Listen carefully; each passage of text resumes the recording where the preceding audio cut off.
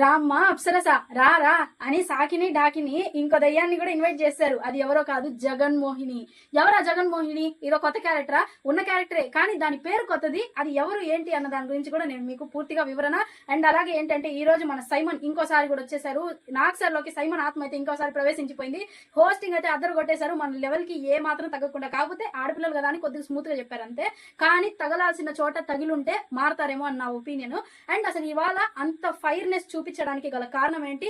రితు చౌదరి మీద అన్నపూర్ణ స్టూడియోస్ లో కూర్చున్న ఆడియన్సే ఏం చెప్పారు? అండ్ అలాగే ఇంకో విషయం ఏంటంటే ఎలిమినేట్ కాబోయేది ఎవరు, మర్యాదగా హౌస్ లో నుంచి బయటకు వెళ్ళిపోబోతున్న ఒక పర్సన్ గురించి కూడా వివరిస్తూ, అండ్ అలాగే సుమన్ శెట్టి గారిని, ఇమాన్యుయల్ గారిని సూపర్ అప్రిషియేషన్ అయితే జరిగింది నాగార్జున సార్ చేతుల మీదుగా.